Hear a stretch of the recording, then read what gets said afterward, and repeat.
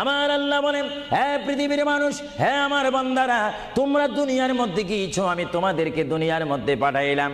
পাঠাইবার পরে আমি জানি তোমরা অনেক অন্যায় পথে যাবে, অনেক কাজ করবে, যে কাজগুলোর মধ্যে তোমাদের গুনাহ হয়ে যাবে। হে বান্দা, তোমরা গুনাহ করবে তাও আমি ভালো মতো জানি, তোমরা পাপ করবে তাও আমি ভালো মতো জানি। বান্দারে, পাপ করার পরে, গুনাহ করার পরে একাই কি মসজিদের মধ্যে তোমরা কেঁদেছো, রব্বানা যালামনা, বলেন রব্বানা যালামনা আনফুসানা ওয়া ইল্লাম তাগফির লানা ওয়া তারহামনা লানাকুনান্না মিনাল খাসিরিন বলে বলে মসজিদে কেঁদেছো, আসরের নামাজ পড়ে কেঁদেছো, যোহরের নামাজ পড়ে কেঁদেছো, মাগরিবের পড়ে কেঁদেছো, এশার নামাজ পড়ে কেঁদেছো। এ বান্দা, নামাজের মুসল্লা যখন বসে যাও, আমি আল্লাহকে তোমরা বারবার বল, আল্লাহ গো আমার গুনাহ মাফ করে দাও।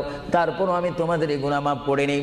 তারপরও তোমরা নিশি রাত্রে, মানুষ যখন ঘুমে যায়, তোমার বিবি যখন ঘুম যায়, তোমার ছেলে যখন ঘুম যায়, তুমি নিশি রাত্রে ঠান্ডা পানি দিয়ে ওযু বানিয়ে নামাজের মুসল্লায় বসে তুমি আবার যখন ডাক দাও, রব্বুল আলামিন, পৃথিবীর কোনো মানুষ আমার গুনাহ সম্পর্কে জানে না, তুমি আমার গুনাহ সম্পর্কে জানো। আমি এমন গুনাহ করেছি আমার বিবি জানে না, বিবি গুনাহ করেছে আমি জানি না। আল্লাহ, তুমি সব কিচ্ছু জানো। হে আমার প্রভু, তুমি আমাকে মাফ করে দাও।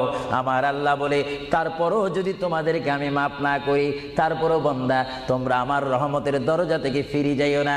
আমি তোমাদেরকে হুকুম দিচ্ছি, ওয়ালাউ আন্নাহুম ইয যালামু আনফুসাহুম জাউকা, বান্দারে, যদি গুনাহ করে ফেলো, আমার রহমত থেকে মুখ ফিরে তুমি চলে যাইও না। বান্দা, আকাশ পরিমাণ যদি গুনাহ করো, পাতাল পরিমাণ যদি গুনাহ করো, সাগরের পানি পরিমাণ যদি গুনাহ করো, পাহাড় তুলনায় যদি তুমি গুনাহ করো, আমার দরবার থেকে তুমি নিরাশ হইও না।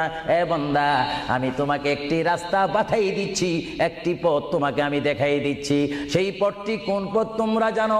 ওয়ালাউ আন্নাহুম ইয যালামু আনফুসাহুম জাউকা, বান্দারে, যখন তোমরা বরবাদ হয়ে যাবে, তখন তোমাদেরকে একটা পথ আমি তোমাদেরকে দেখাই দিলাম। সেই পথটির নাম হচ্ছে আমার রাসূলের মদিনা। জোরে বলেন সুবহানাল্লাহ।